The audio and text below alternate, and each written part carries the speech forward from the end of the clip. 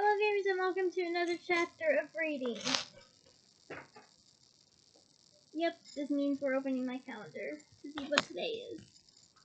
So let's find out. Ooh, we got Hermione's time turner.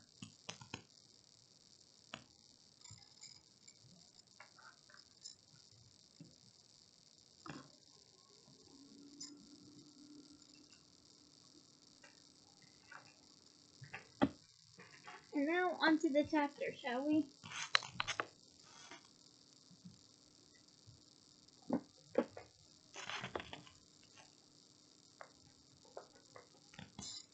Chapter 27, The Centaur and Snake.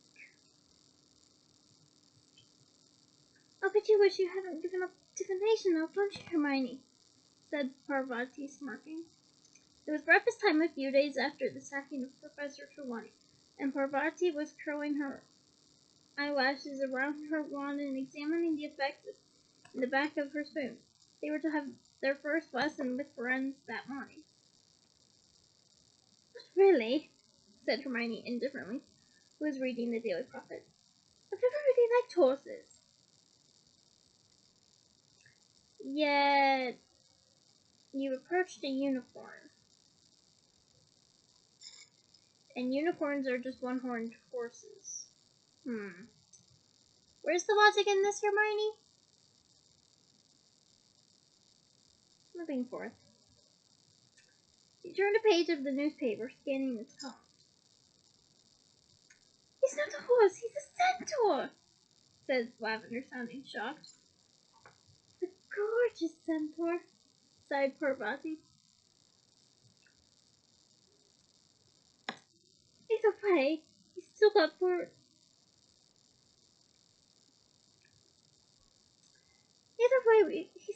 four legs, said Hermione coolly. Anyway, I thought you two were all upset that Trelawney had gone. We are, Lavender assured her. We went up to her office to see her. We took her some daffodils. Not the hulking ones that Sprouts got. Nice ones. How is she? Asked Harry. Not very good, poor thing, said Lavender sympathetically. She was crying and saying she'd rather leave the castle forever than stay here.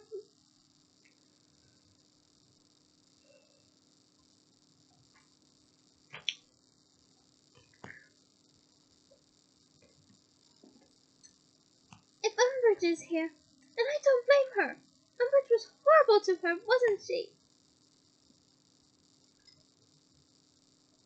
I've got a feeling Umbridge has only just started being horrible, said Hermione darkly. Yeah, I would argue that too, but at the same time I would argue she's always been horrible. Impossible, said Ron, who was tucking into a large plate of eggs and bacon. Any syrup to go with that, Ron? She can't get any worse than she's been already. This goes back to what I said earlier in my commentary, and it's funny that Ron and I are on the same page. Okay, back to the chapter. You mark my words. She's going to want revenge on Dumbledore for appointing a new teacher without consulting her, said Hermione, closing the newspaper. Especially another part human. You saw the look on her face when she saw Firenze. And I still would have loved to seen it in the films.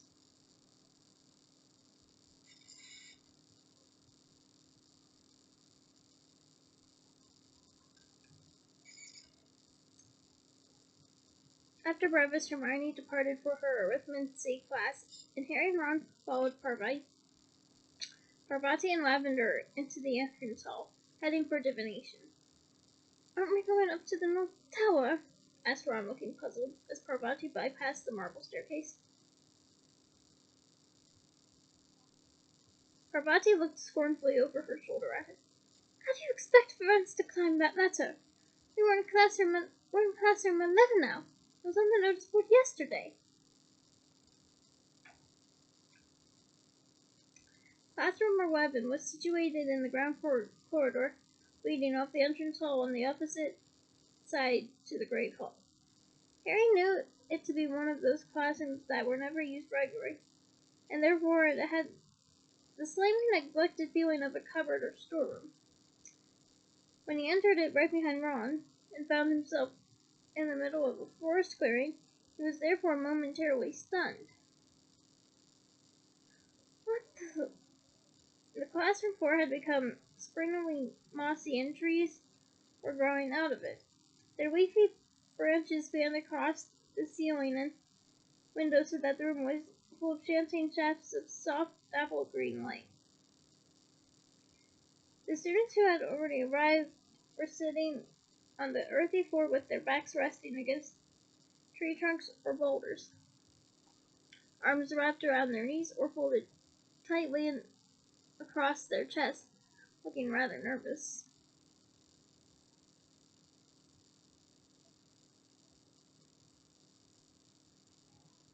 In the middle of the room, where there were no trees, stood Firenze.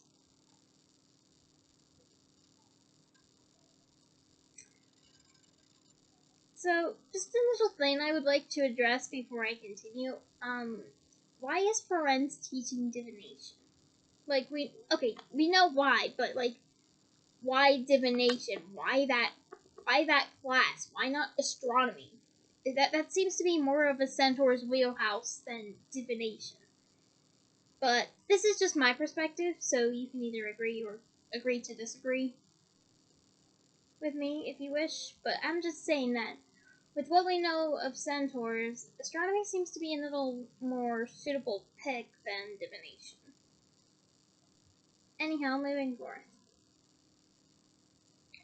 Harry Potter, he said, holding out a hand when Harry entered. Hi, said Harry, shaking hands with the centaur, who surveyed him unblinkingly through those astonishingly blue eyes, but did not smile. Good to see you.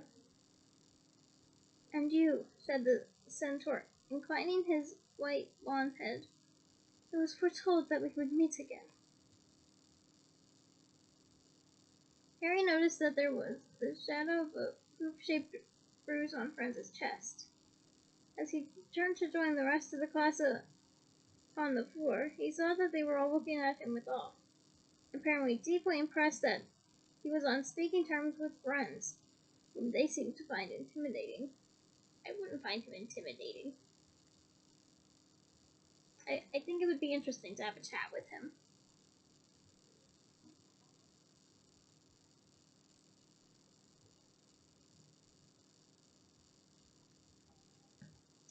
When the door was closed and the last student had sat down upon a tree stump beside the waste paper basket, Firenze gestured around the room. Professor Dumbledore has kindly arranged this classroom for us, said Firenze when everyone settled down. In imitation of my natural habitat, I would have preferred to teach you in the Forbidden Forest, which was, until Monday, my home. But this is not possible.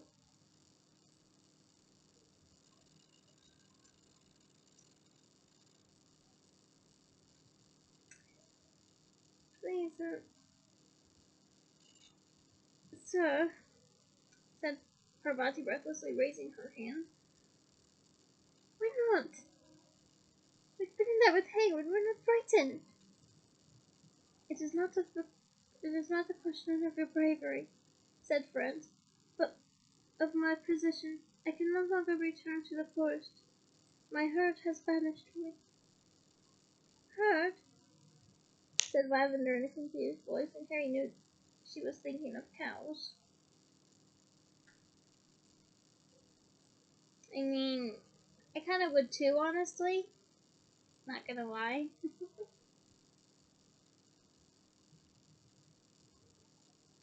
What? Oh! Comprehension dawned on her face. There are more of you, she said, stunned. Does Hagrid breed you like the Thestrals? Dean asked eagerly. Firenze turned his head very slowly to face Dean, who seemed to realize at once he had said something very offensive.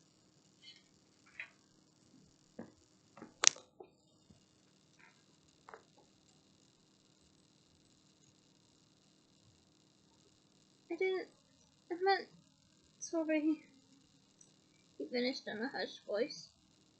Centaurs are not the servants or playthings of humans, said Fred quietly. There was a pause. Then Parvati raised her hand again.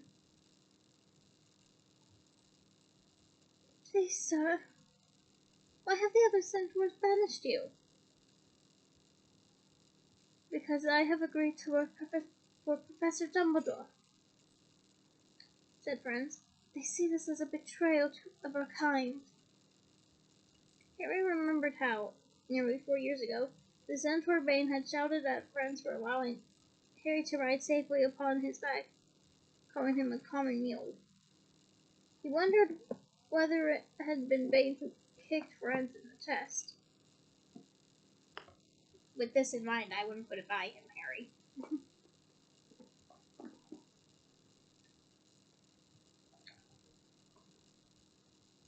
Let us begin, said Firenze. He swished his long palomino tail, raised his hand toward the leafy canopy overhead, then lowered it slowly, and as he did so, the light in the room dimmed, so that they seemed to be sitting in a forest clearing by twilight, and stars emerged upon the ceiling. This goes back to my astronomy point. There were oohs and gasps, and Rod said audibly, "Blimey!" And "Blimey!" Indeed, Ron. I would find that breathtaking as well. But it still is enforcing my point of why divination? Why not astronomy?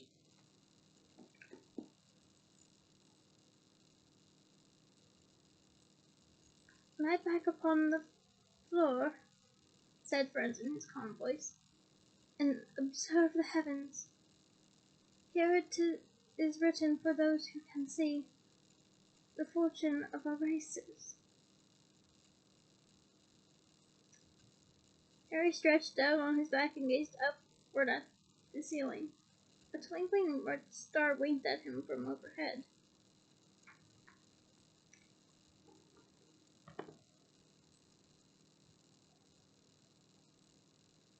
I know that you have learned the names of the planets and their moons in astronomy. Well, it would take a while for me to list all the moons, but here's the planets. Mercury, Venus, Earth, Mars, Jupiter, Saturn, Uranus, Neptune, and I consider Pluto a planet, and Pluto. You're welcome,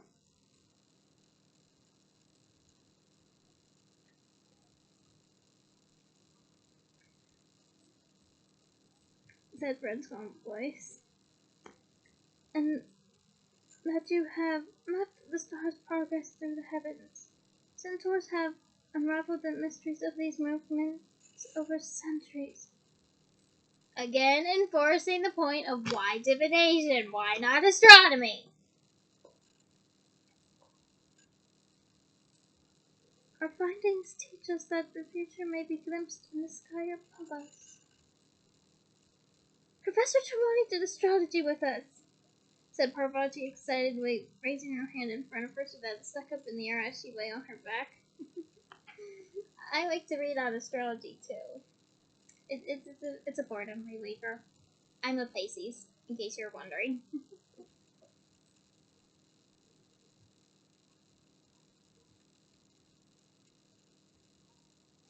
Mars causes accidents, burns, and things like that.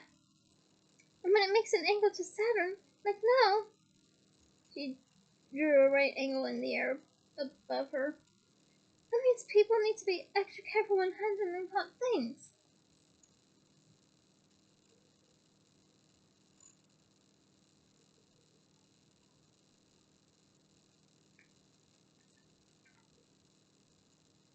That, said Firenze calmly, is human nonsense. Parvati's hand fell limply to her side. Trivial hurts. Tiny human accidents, said Firenze as his hooves thudded over the mossy floor. There are more significance than the securing of events to the wide universe and are unaffected by planetary movements. Professor Firenze, began Parvati in a hurt and indignant voice, is a human, said Firenze simply, and is therefore blinkered and fettered by the limitations of your kind. Harry turned his head very slightly to look at Parvati. She looked very offended, as did several people surrounding her. Sybil Trelawney may have seen. I do not know, continued Firenze, and Harry heard the swishing of his tail again as he walked up and down before them. But she wastes her time, in the main, on the self-flattering nonsense humans call fortune-telling. I, however, am here to explain the wisdom of centaurs, which is impersonal and impartial. We watch the skies for the great tides of evil, or change that are sometimes marked there. It may take 10 years to be sure of what we are seeing. Again, why divination? Why not astronomy?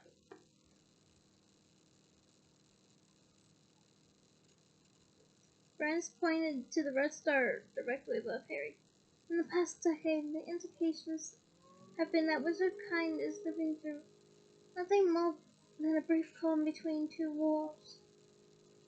Mars, bringer of battle, shines brightly above us, suggesting that the fight must break out again soon. Foreshadowing. How soon centaurs may attempt to define by the burning of certain herbs and leaves, by the observation of fume and flame. It was the most unusual lesson Harry had ever attended. They did indeed burn sage and mallowsweet there on the classroom floor, and Firenze told them to look for certain shapes and symbols in the pregnant fumes, but he seemed perfectly unconcerned that not one of them could see any of the signs he described, telling them that humans were hardly ever good at this, that it took centaurs years and years to become confident, and finished by telling them that it was foolish to put too much faith in such things anyway, because even centaurs sometimes read them wrongly. He was nothing like any human teacher Harry ever had.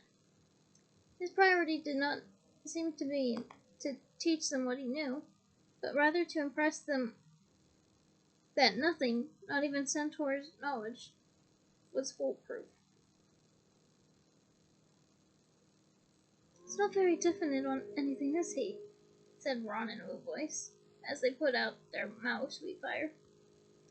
Only, I could do with a few more details about this war we're about to have, couldn't you?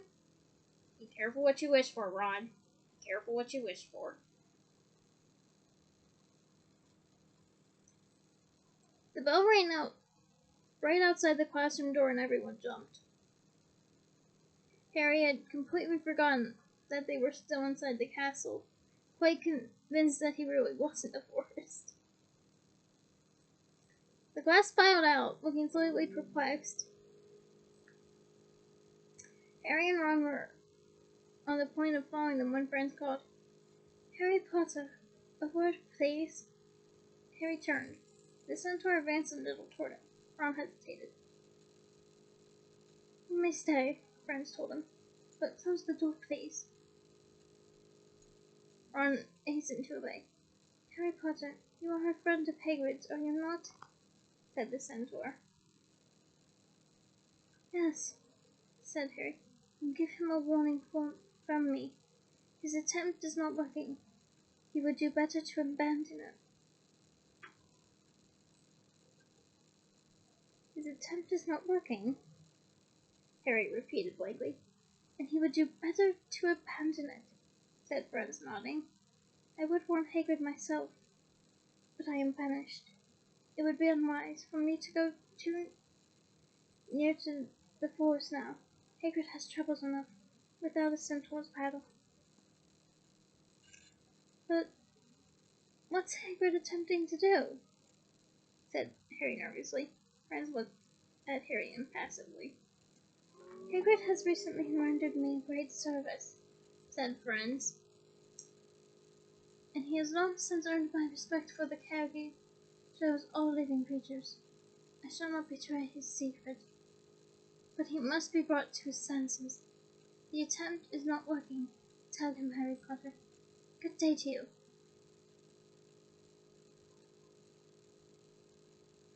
The happiness Harry had felt in the aftermath of the Quiver interview had long since evaporated. As a dull March poured into a squally April. We get 4 seasons here too.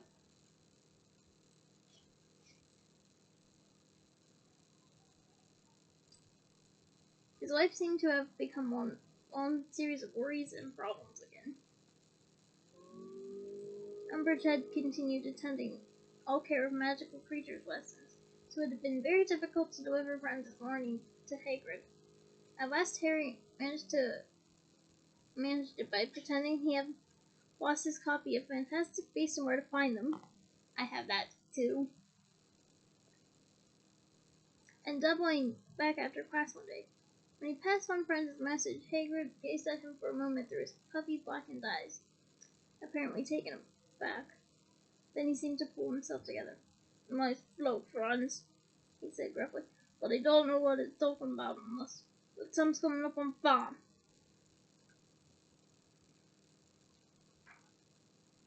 Hagrid, what are you up to? Asked Harry seriously. Because you've got to be careful. Umbridge has already sacked her warning, and if you ask me, she's on a roll. You're doing anything you shouldn't be. There's things more important than keeping a job, said Hagrid, though his hand shook slightly as he said this, and a basin full of gnarled droppings crashed to the floor. Don't worry about me, Hagrid, Harry. Just get it on now. That's a good man. Harry had no choice but to leave Hagrid mopping up the dung all over the floor, but he felt thoroughly dispirited as he trudged back up to the castle. Meanwhile, as the teachers and Hermione persisted in reminding them,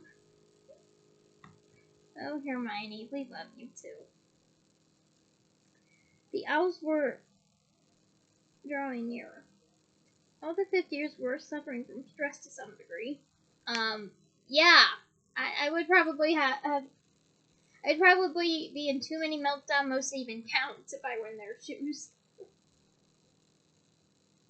But Hannah Abbott became the first to receive a calming drop from Madame Pomfrey after she burst into tears during herbology and sobbed that she was too stupid to take exams and wanted to leave the school now.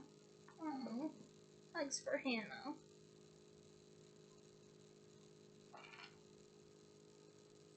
If it had not been for the DA lessons, Harry thought he would have been extremely unhappy.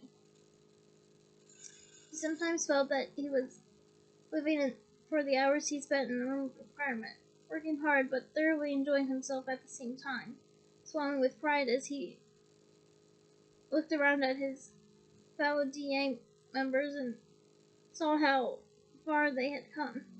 Indeed, Harry sometimes wondered how Umbridge was going to react when all the members of the DA received outstanding in their defense against the dark arts owls.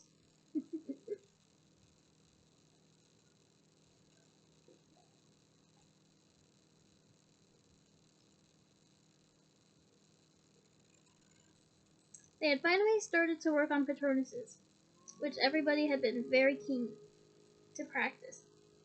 Though, as Harry kept reminding them, producing a Patronus in the middle of a brightly lit classroom when they were not under a threat was very different to producing when confronted by something like a Dementor. "Oh, don't be such a killjoy," said Cho bravely, watching her silvery swan-shaped Patronus soar around the room of requirement during their last lesson before Easter. "They're so pretty." And I love that she has a swan. And it's so fitting because swans, believe it or not, mate for life. And I just love that little touch, and I would like to think that her happiest memory was the Yule Ball with Cedric. Or basically anything with Cedric, I guess. But the Yule Ball in particular, I would gather. And that's what sparked that Swan Patronus, because again, swans mate for life. Just a little avian fact for you guys.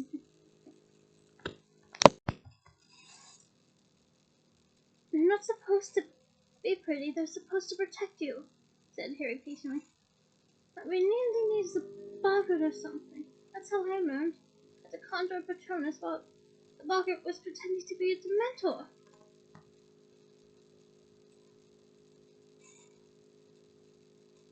That would be pretty scary, said Lavender, who was shooting puffs of silver vapor at the end of her run.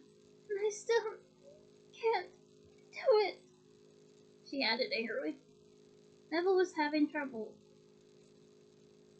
too. His face was screwed up in concentration, but only feeble whiffs of silver smoke issued from his wand tip. Got to think of something happy, Harry reminded him. I'm trying, said Neville miserably. He was trying so hard his round face was actually shining with sweat. Harry, I think I'm doing it, yelled Seamus, who had been brought along to his first ever DA meeting by Dean. Look, it's gone. But it was definitely something Harry.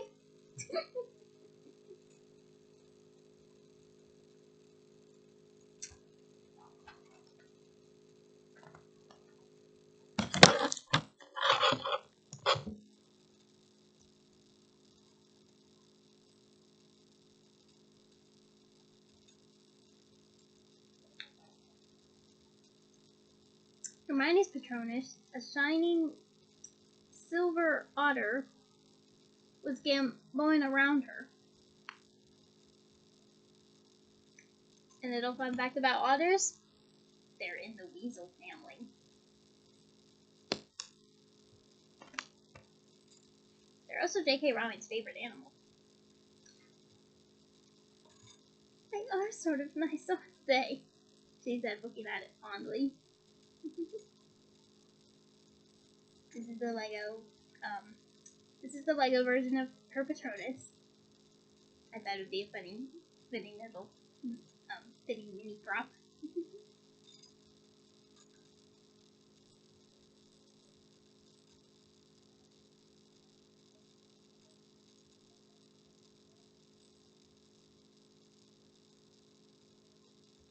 And in case you're wondering what Luna's is, I have a mini Lego figure for it too.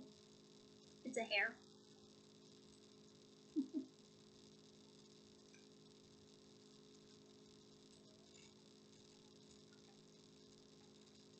Moving forth though. The door of the room require. If you want to know my Patronus, I have a Siberian cat. My lost Patronus is a Basset Hound. Not sure what my mom and grandma have, because they're a Ravenclaw and Hufflepuff also, respectively. But I'll have to ask and see what they think. Let me know what your guys' Patronus is. Let me know if your Patronus in the comments, provided you know what it is. Again, I'm a Siberian cat. And my wonderful Hufflepuff has a Basset Hound.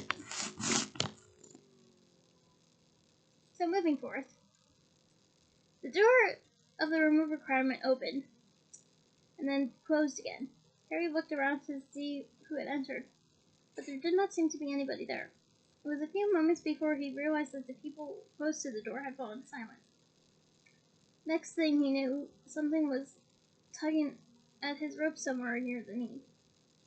He looked down and saw, to his very great astonishment, Dobby the house elf peering up at him from beneath his beautiful white hats.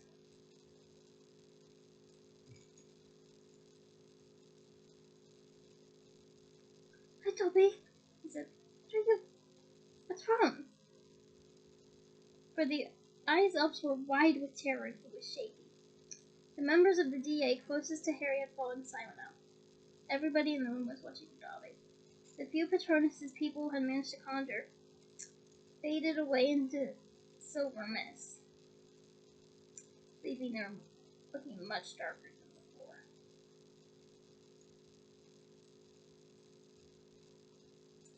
Harry Potter, squeaked the elf, trembling from head to foot. Harry Potter, sir, Dobby has come to warn you. But the houses have been warned not to tell. He ran headfirst at the wall. Harry, who had some experience of Dobby's habits of self-punishment, made to seize him, but Dobby merely bounced off the stone, cushioned by his 8 hats. Hermione and a few of the other girls let out squeaks of fear and sympathy. What happened, Dobby? Harry asked, grabbing the elf's tiny arm and holding him away from anything with which he might seek to hurt himself. Harry Potter, Harry, sorry. Dobby hit himself hard on the nose with his free fist. Harry seized that too. Who's she, Dobby?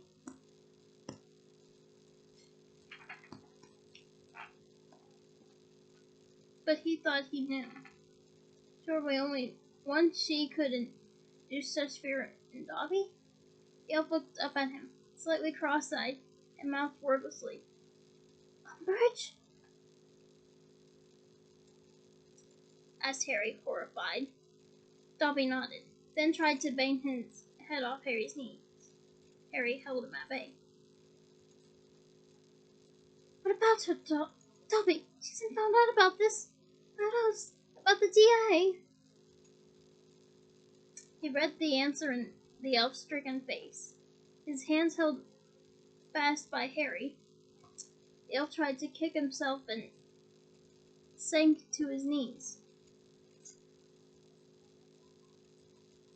Is she coming? Harry asked quietly. Dobby let out a howl. Yes, Harry Potter, yes! Harry straightened up and looked around at the motionless, terrified people gazing at the thrashing elf. What are you fighting for? Harry bellowed. Run! They all pelted toward the exit at once, forming a scrum at the door. Then people burst through. Harry could hear them spurting along the corridors and hoped they had the sense not to try and make it all the way to their dormitories. It was only 10 to 9. If they just took refuge in the library or the armory, which were both nearer. Harry, come on! Shrieked Hermione from the center of the knot of people now fighting to get out. He scooped up Dobby, who was still attempting to do himself serious injury, and ran with the elf in his arms to join the back of the queue. Dobby, this is an order. Get back down to the kitchen with the other elves, and if she asks you whether you want me, lie and say no, said Harry, and I forbid you to hurt yourself, he added, dropping the elf as he made it over the threshold at last and slamming the door behind him. Thank you, Harry Potter, squeaked Dobby, and he streaked off. Harry glanced left and right. The others were all moving so fast that he only caught glimpses of flying heels at either end of the corridor before they vanished. He had started to run right. There was a boy's pepper pit. He could pretend he'd been there all the time if he could just reach it. Hurrah! Something caught him around the ankles and he fell spectacularly, skidding along to his front for 6 feet before coming to a halt. Someone behind him was laughing. He rolled over on his back and saw a Malfoy concealed in a niche beneath an ugly dragon-shaped face. How fitting considering Draco means dragon. Trip Jinx, Potter, he said. Hey, Professor, I've got one! Umbridge came bustling around the far corner, breathless, but wearing a delighted smile. It's him, she said jubilantly at the sight of Harry on the floor. Excellent, Draco. Oh, very good. 50 points to Slytherin. I'll take him from you. Stand up, Potter. Harry got to the feet, glaring at the pair of them. He had never seen Umbridge looking so happy. She seized his arm in a vice-like grip and turned, beaming broadly to Malfoy. You hop along and see if you can round up any more of them, Draco, she said. Tell the others to look in the library. Anybody out of breath? Check the bathrooms. Miss Parkinson's can do the girls' ones. Off you go. And you, she added in her softest, most dangerous voice as Malfoy walked away, you can come with me to the headmaster's office, Potter. They were at the stone gargoyle within minutes. Harry wondered how many of the others had been caught. He thought of Ron, Mrs. Weasley would kill him, and of how Hermione would feel if she was expelled before she could take her owls, and it had been Seamus's very first meeting. Neville was getting so good. This ain't Wisby, sang Umbridge, and the stone gargoyle jumped aside. The wall behind split open, and they ascended the moving stone staircase. They reached the polished door with the griffin knocker, but Umbridge did not bother to knock. She strode straight inside, still holding tight to Harry. The office was full of people. Dumbledore was sitting behind his desk, his expression serene, the tips of his long fingers together. Professor McGonagall stood rigidly beside him, her face extremely tense. Cornelius Fudge, Minister of Magic, was rocking backward and forward on his toes beside the fire, apparently looking immensely pleased with the situation.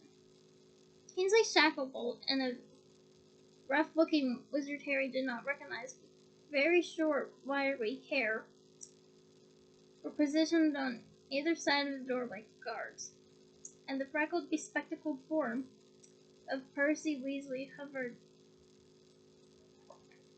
excitedly beside the wall, a quill and a heavy scroll of parchment in his hand, apparently poised to take notes.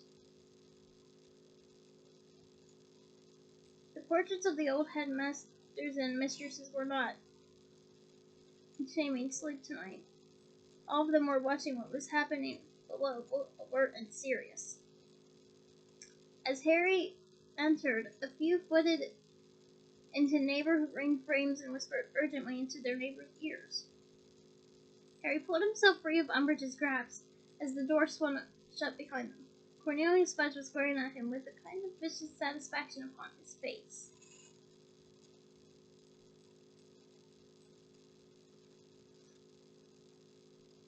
Well, he said. Well. Harry replied with the dirtiest look he could muster. Okay, I guess my attempt on this would be that. His heart drummed madly inside him.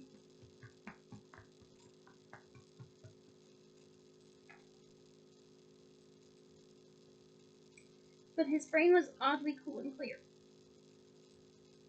He was heading back to Gryffindor Tower, said Umbridge. There was an indecent excitement in her voice. The same calm pleasure Harry heard as he watched Professor. Okay. There was an indecent excitement in her voice, the same callous pleasure Harry heard as he watched Professor Trelawney dissolving with misery in the entrance hall. The Malfoy boy cornered him. Did he? Said Fudge appreciatively. I must remember to tell Lucius. Oh, Potter, I expect you know why you are here. Harry fully intended to respond with a defiant yes. His mouth had opened and the worm was half formed when he caught sight of Dumbledore's face. Dumbledore was not looking directly at Harry. His eyes were fixed upon a point just over his shoulder. But as Harry stared at him, he shook his head with the fraction of an inch to the side. Harry changed direction mid-word. No. I beg your pardon, said Fudge. No, said Harry firmly. Don't know why you are here. No, I don't, said Harry. Fudge looked incredulously from Harry to Professor Umbridge. Harry took advantage of his momentary inattention to steal another quick look at Dumbledore, who gave the carpet the tiniest of nods and the shadow of a wink. So, you have no idea, said Fudge in a voice positively sagging with sarcasm, why Professor Umbridge has brought you to this office. You are not aware that you have broken any school rules.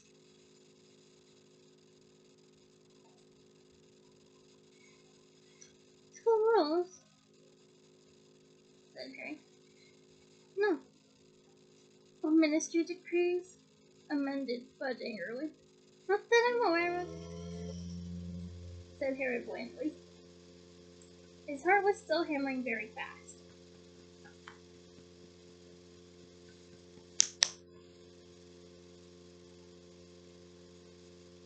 It was almost worth telling those lies to watch Fudge's blood pressure rising, but he could not see how on earth he could get away with them.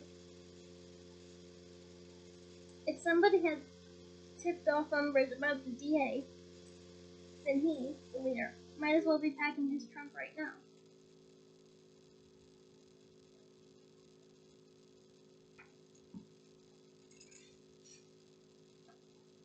So it's news to you, said Fudge, his voice now thick with anger, that an illegal student organization has been discovered within this school.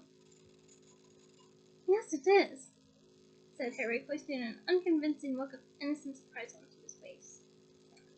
I think, Minister, said Umbridge silkily from behind him, you might make better progress by fetch our informant.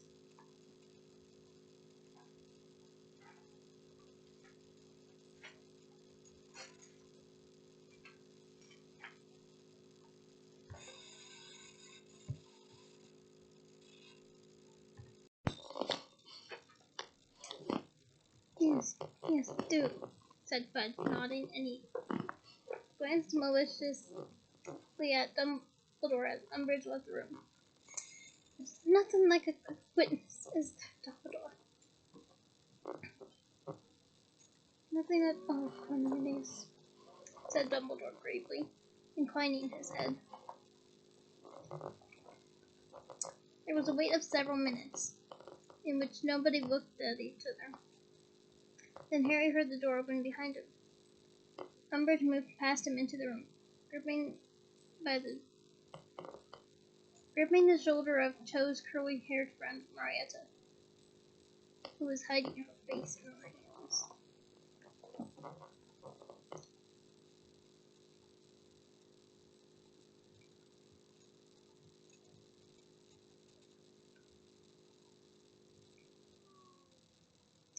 Don't be scared. Don't be frightened, said Professor Umbridge, softly patting her on the back. It's quite all right. It's quite all right now. You've done the right thing. The minister is very pleased with you. He'll be telling your mother what a good girl you've been. Marietta's mother, Minister, she added, looking at Fudge, is Madame Edgecombe from the Department of Magical Transportation, through Network Office. She's been helping us police the Hogwarts fires, you know. Jolly good, said Fudge heartily. Like mother, like daughter, eh? Come on, Nadia, look up, don't be shy. Let's hear what you've got to galloping gargoyles. As Marietta raised her head, Fudge leapt backward in shock. nearly landing himself in the fire. He cursed and stamped on the hem of his cloak, which had started to smoke. And Marietta gave a wail and pulled the neck of her robe straight up to her eyes, but not before the whole room had seen that her face was horribly disfigured by a series of close-set purple pustules that had spread across her nose and cheeks to form the word "sneak."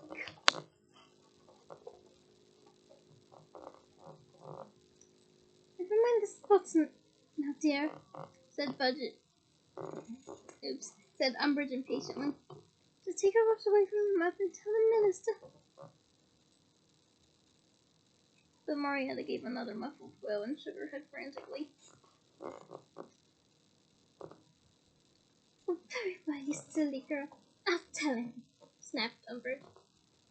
She hitched her sickly smile back on her face and said, Well, Minister, Miss Edgecombe here came into my office shortly after dinner this evening and told me she had something she wanted to tell me. She said that I proceeded to a secret room on the 7th floor, sometimes known as the requirement. I would find out something to my advantage. I questioned her a little further, and she admitted that there was to be some kind of meeting there. Unfortunately, at that point, Miss Hex, she waved impatiently at Marietta's concealed face, came into operation, and upon catching sight of her face in my mirror, the girl became too distressed to tell me any more. Well, now,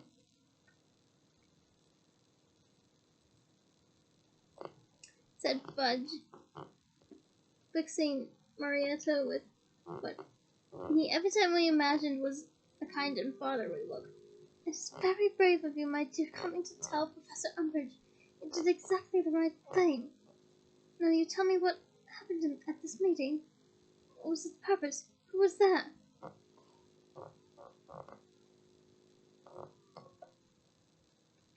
But Marietta would not speak. She merely shook her head again, her eyes wide and fearful. Haven't we got a counter-jinx for this? Fudge asked Umbridge, impatiently gesturing at Marietta's face, so she can speak freely. I have not yet managed to find one, Umbridge admitted grudgingly, and Harry felt a surge of pride in Hermione's jinxing ability. I mean, I would too. But it doesn't matter if she wants to speak. I can take up the story from here.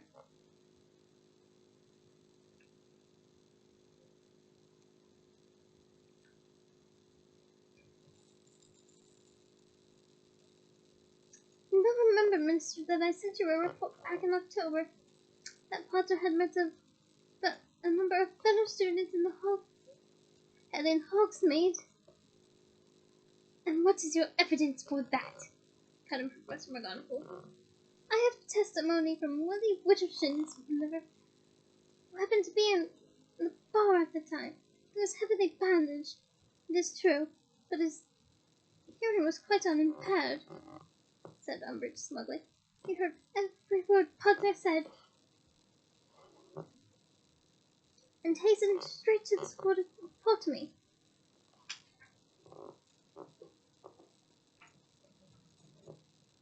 Oh, so that's why he wasn't persecuted for setting up all those regurgitating toilets, said Professor McGonagall, raising her eyebrows.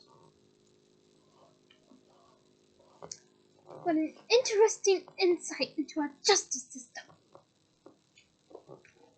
Blatant corruption, roared the portrait of the corpulent red-nosed wizard on the wall behind Firenze. Behind Dumbledore's desk. The ministry did not cut tails with petty criminals and murder. No, sir, they did not. Thank you, Fortescue, that will do, said Dumbledore softly. The purpose of Potter's meeting with the students, continued Professor Umbridge,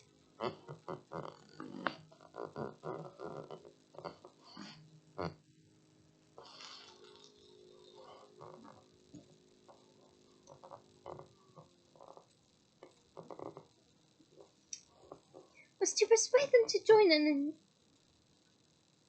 a legal society, which aims to learn spells and curses the ministry has decided are inappropriate for school age. I think you'll find you are wrong there, Dolores.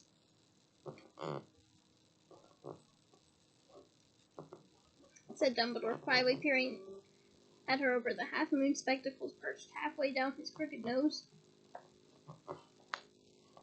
Harry stared at him. He could not see how Dumbledore was going to talk him out of this one. If Lily Wittershins had indeed heard every word he said in the Hogshead, there was simply no escaping it. "Oh, ho!" said Fudge, bouncing up and down on the balls of his feet again. "Yes, let's hear the latest cock and bull story designed to pull Potter out of trouble. Go on then, Dumbledore, go on. Lily Wittershins was fine, was he? Or was it Potter's identical twin in the Hogshead that day?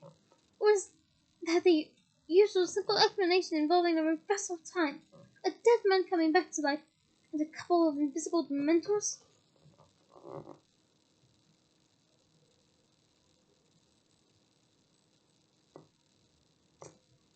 Percy Weasley let out a hearty laugh. "Oh, very good, Minister, very good." Harry could have kicked him. Then he saw to his astonishment that Dumbledore was smiling gently too.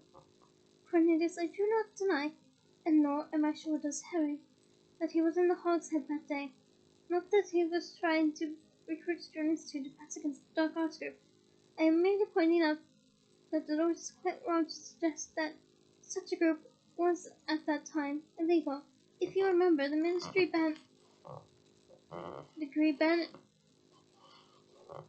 banning all student societies was not put into effect until 2 days after Harry's Hogsmeade meeting, so he was not breaking any rules in the Hogshead at all."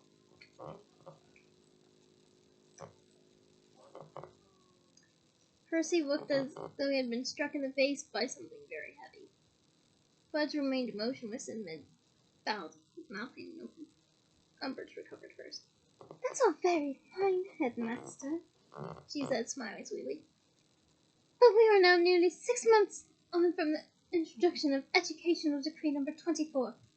If the first meeting was not illegal, all those that have it since most certainly are."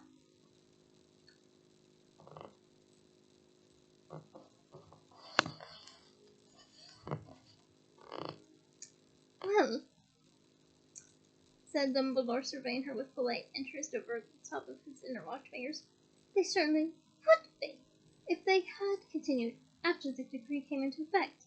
Do you have any evidence that these meetings continued?"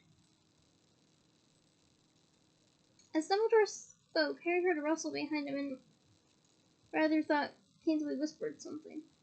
He could have sworn, too, that he felt something brush against his side. A gentle something like a draft or bird wings, but looking down he saw nothing there. "Evidence?" repeated Umbridge with that horrible, wide, toad-like smile. "Have you not been listening, Dumbledore?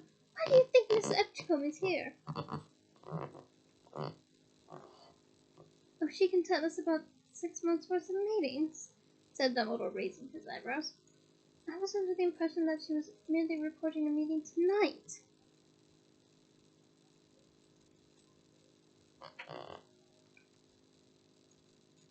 "Miss Epticombe," said Umbridge at once, "tell us how long these meetings have been going on, dear. You could simply nod or shake your head. I'm sure that won't make the spots worse. Have they been happening regularly over the last 6 months? Harry felt a horrible plummeting in his stomach. This was it. They had hit a dead end of solid evidence that even Dumbledore would not be able to shift aside.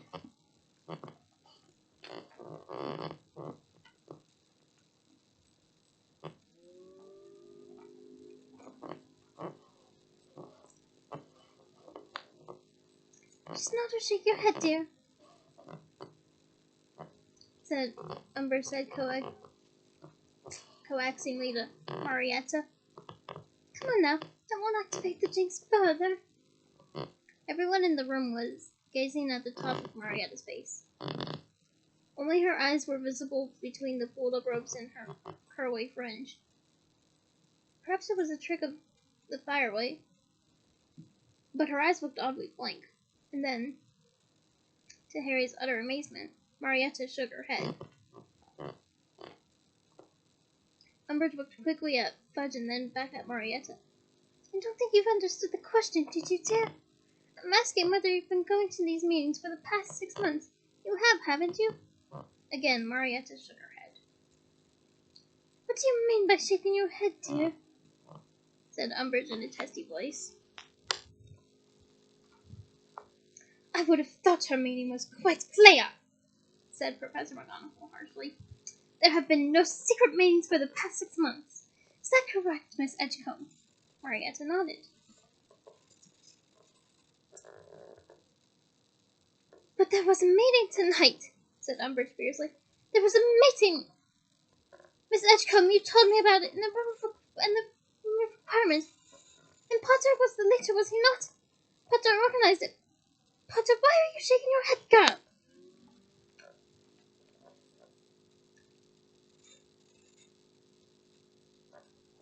Well, usually when a person shakes their head, said McGonagall coldly, they may know.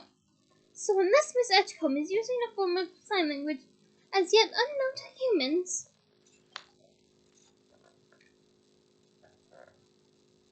Professor Umbridge seized Marietta, pulled her around to face her, and began shaking her very hard. A split second later, Dumbledore was on his own feet, his wand raised. Kingsley started forward, and Umbridge leapt back from Marietta, waving her hands in the air as though they had been burned.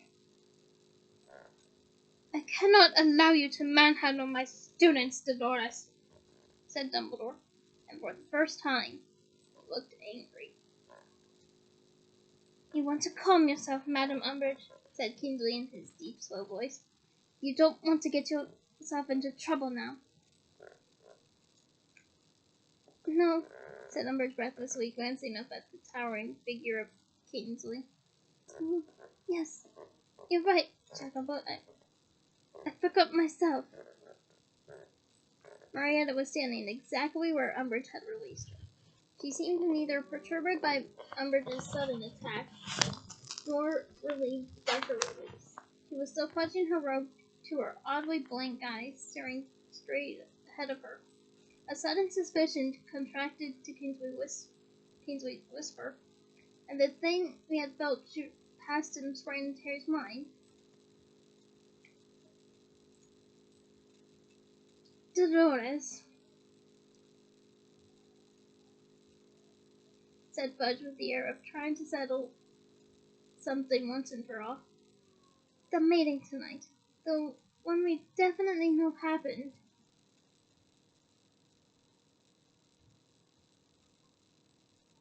Yes, said Umbridge, pulling herself together.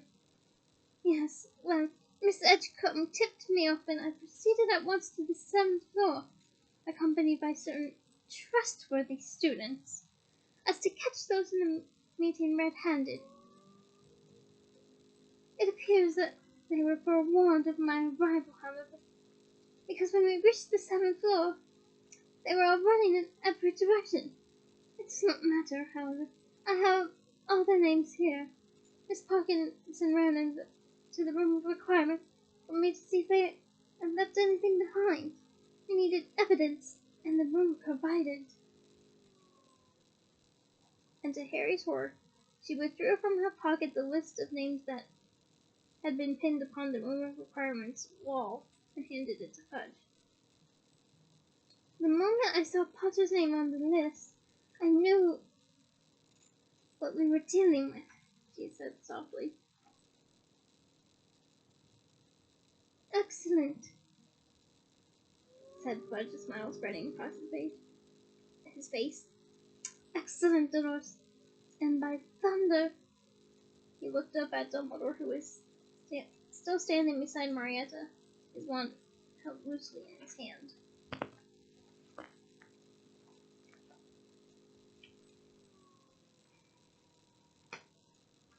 See what they've named themselves, said Fudge quietly.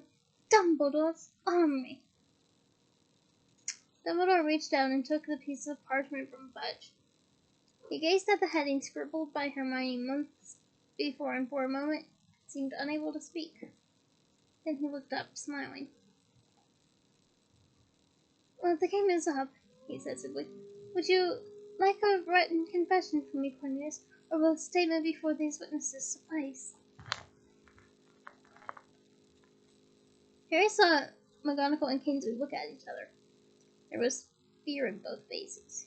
He did not understand what was going on, and neither, apparently, did Fudge. "Statement?" said Fudge softly. "But I don't—" "Dumbledore's army, Cornelius," said Dumbledore, still smiling as he waved the list of names before Fudge's face. "Not Potter's army, Dumbledore's army."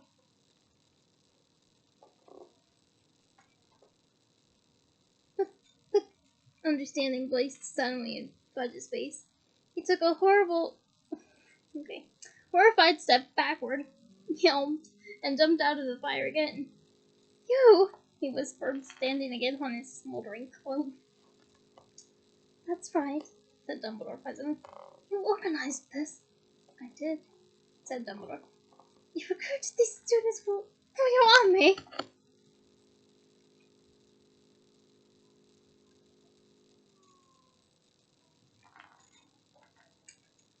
"Tonight was supposed to be the first meeting," said Dumbledore, nodding. "Merely to see whether they would be interested in joining me. I see now that it was a mistake to invite Miss Edgecombe, of course." Marietta nodded. Fudge looked at her to Dumbledore, his chest swelling. "Then you have been plotting against me!" he yelled. "That's right," said Dumbledore tearfully. "No!" shouted Harry. Kingsley flashed a look of warning at him. McGonagall widened her eyes threateningly. But it had suddenly dawned upon Harry what Dumbledore was about to do, and he could not let it happen. "No! Professor Dumbledore!" "Be quiet, Harry, or I'm afraid you will have to leave my office," said Dumbledore calmly. "Yes, shut up, Potter!" barked Fudge, who was still ogling Dumbledore with a horrified delight. Well. I came here tonight expecting to expel Potter, and instead you get to arrest me," said Dumbledore, smiling. "It's like losing a nut and finding a galleon, isn't it?" "Weasley!" cried Fudge, now positively quivering with delight. "Weasley, have you written it all down? Everything he said, his confession, have you got it?" "Yes, sir, I think so, sir," said Percy eagerly, whose nose was splattered with ink from the speed of his note-taking.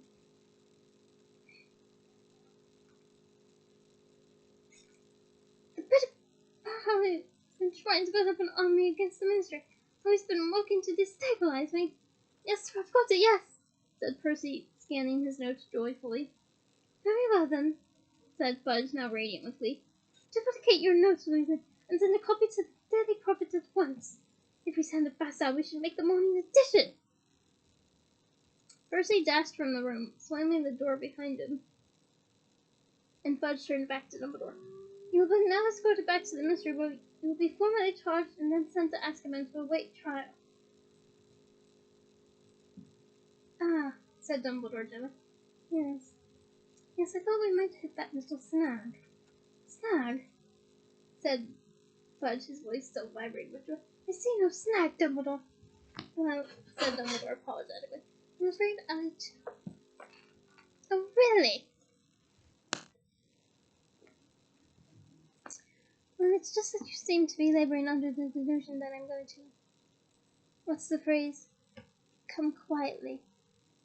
I'm afraid I am not going to come quietly at all, Cornelius. I have absolutely no intention of being sent to Azkaban. I could break out, of course, but what a waste of time. And frankly, I can think of a whole host of things I would rather be doing." Umbridge's face was growing steadily redder.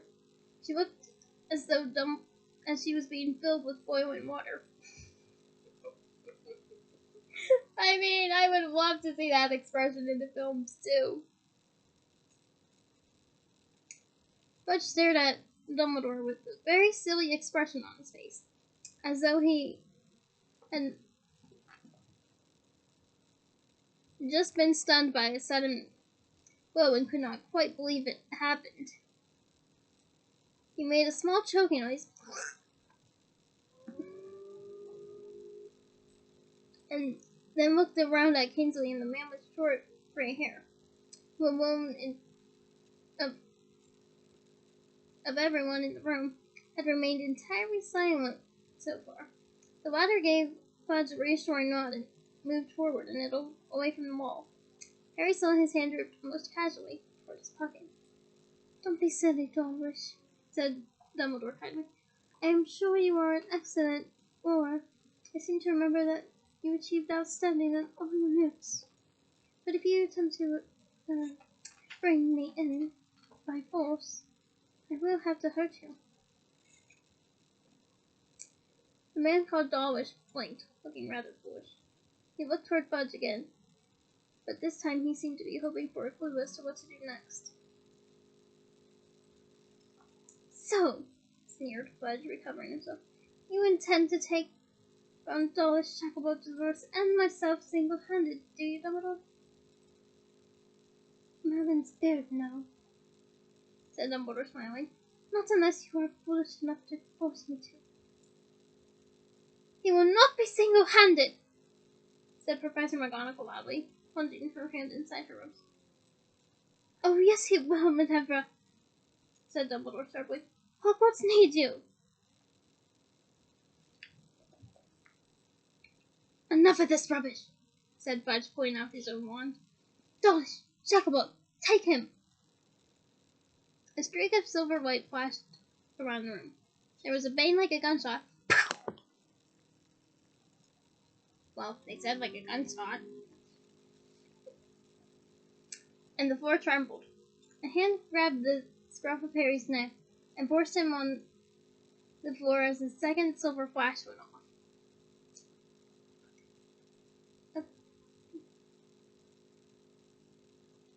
Okay.